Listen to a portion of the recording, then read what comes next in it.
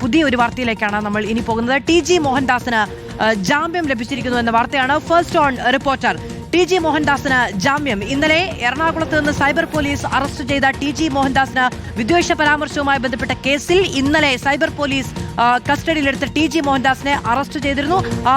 ഇപ്പോൾ കോടതിയിൽ നിന്ന് ടി.ജി. മോഹൻദാസിന് ജാമ്യം കിട്ടിയിരിക്കുന്നു എന്ന ഏറ്റവും സുപ്രധാനമായ വാർത്തയാണ് റിപ്പോർട്ടർ ടി.വി ബ്രേക്ക് ചെയ്യുന്നത്.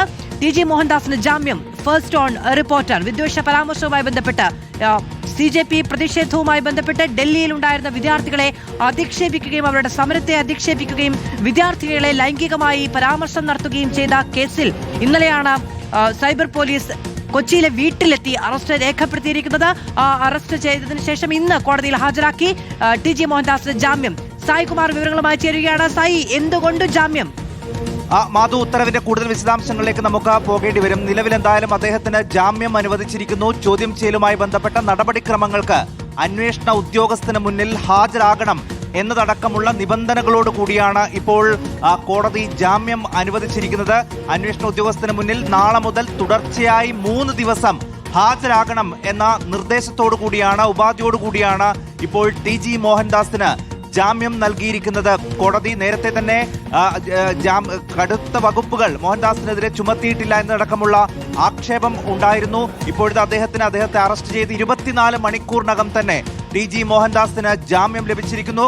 അന്വേഷണ ഉദ്യോഗസ്ഥന് മുന്നിൽ ചോദ്യം ചെയ്യലിന് ഹാജരാകണം എന്നുള്ളതാണ് ഇപ്പോൾ കോടതി നിർദ്ദേശിച്ചിരിക്കുന്ന കാര്യം. അത് നാളെ മുതൽ തുടർച്ചയായി 3 ദിവസം ചോദ്യം ചെയ്യൽ നടപടികൾ ഉണ്ടാകും. അതിൽ അദ്ദേഹം പൂർണ്ണമായി സഹകരിക്കേണ്ടി വരും. നേരത്തെ തന്നെ അന്വേഷണവുമായി അദ്ദേഹം സഹകരിക്കുന്നുണ്ട് എന്ന് പ്രോസിക്യൂഷൻ പറഞ്ഞിരുന്നു. അതോടൊപ്പം അദ്ദേഹം കുറ്റം സമ്മതിച്ചതായും പ്രോസിക്യൂഷൻ ഈ ജാമ്യാപേക്ഷയെ എതിർത്തുകൊണ്ട് പറയുകയും ചെയ്തിരുന്നു. സമാനമായ കുറ്റകൃത്യം ആവർത്തിക്കാൻ സാധ്യതയുണ്ട് എന്നതടക്കമുള്ള വാദങ്ങൾ നിരത്തിയിരുന്നുവെങ്കിലും ടി.ജി. മോഹൻദാസിന് ഇപ്പോൾ ജാമ്യം അനുവദിക്കുകയാണ് കോടതി ചെയ്തത്. നാളെ മുതൽ തുടർച്ചയായി 3 ദിവസം. പ്രസാദ് വിവരങ്ങളുമായി ചേരുകയാണ്. പ്രസാദ്, ടി.ജി. മോഹൻദാസിന് ജാമ്യം ലഭിച്ചിരിക്കുന്നു എന്നതാണ് ഏറ്റവും പ്രധാനപ്പെട്ട കാര്യം. കുറ്റകൃത്യത്തിന്റെ തെളിവുകൾ നശിപ്പിക്കാനുള്ള സാധ്യത അടക്കം ചൂണ്ടിക്കാണിച്ചുകൊണ്ട് ജാമ്യത്തെ എതിർത്തിരുന്നു പ്രോസിക്യൂഷൻ. പക്ഷേ നേരത്തെ സായി കുമാർ ചൂണ്ടിക്കാണിച്ചതുപോലെ തന്നെ ഗുരുതരമായ വകുപ്പുകളില്ല എന്നുള്ളതാണ്. സ്ത്രീത്വത്തെ അപമാനിച്ചടക്കമുള്ള വകുപ്പുകൾ ചേർക്കാതെയാണ് ഈ കേസ് രജിസ്റ്റർ ചെയ്തത് എന്നതടക്കമുള്ള ആരോപണങ്ങൾ ഇപ്പുറത്ത് നിൽക്കുന്നുണ്ട്. ടി.ജി. മോഹൻദാസിന് ജാമ്യം കിട്ടിയിരിക്കുന്നു. കോടതി ചൂണ്ടിക്കാണിക്കുന്നത് എന്തൊക്കെ?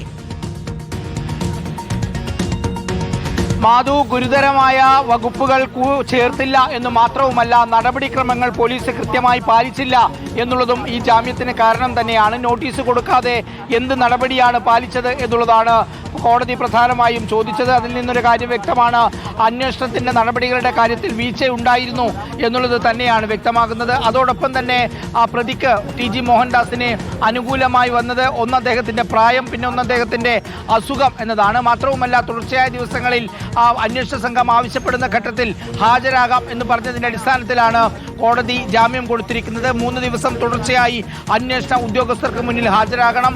ഈ ഡിവൈസുകൾ നശിപ്പിക്കാൻ സാധ്യതയുണ്ട്, തെളിവുകൾ നശിപ്പിക്കാൻ സാധ്യതയുണ്ട്, അതുപോലെ സാക്ഷികളെ സ്വാധീനിക്കാൻ സാധ്യതയുണ്ട് തുടങ്ങിയ വാദങ്ങളായിരുന്നു പ്രോസിക്യൂഷൻ മുന്നോട്ട് വെച്ചതെങ്കിൽ അത് തള്ളിക്കൊണ്ടായിരുന്നു കോടതി ജാമ്യം അനുവദിച്ചിരിക്കുന്നത്. അല്പസമയത്തിനകം തന്നെ ടി.ജി. മോഹൻദാസ് കോടതിയിൽ നിന്ന് പുറത്തേക്കിറങ്ങും. എനിക്ക് പിറകിലുള്ള വഞ്ചിയൂർ കോടതിയിലാണ് ടി.ജി. മോഹൻദാസ് ഇപ്പോൾ ഉള്ളത്. ടി.ജി. മോഹൻദാസിന് ജാമ്യം കിട്ടിയതോടുകൂടി ഇനിയിപ്പോൾ പുറത്തേക്കിറങ്ങും. പുറത്തേക്കിറങ്ങിയതിനു ശേഷം മാധ്യമങ്ങളോട് സംസാരിക്കുമോ എന്നുള്ളത് തന്നെയാണ് ഉയരുന്ന പ്രധാനപ്പെട്ട ചോദ്യം. ഇന്നലെ വൈകിട്ട്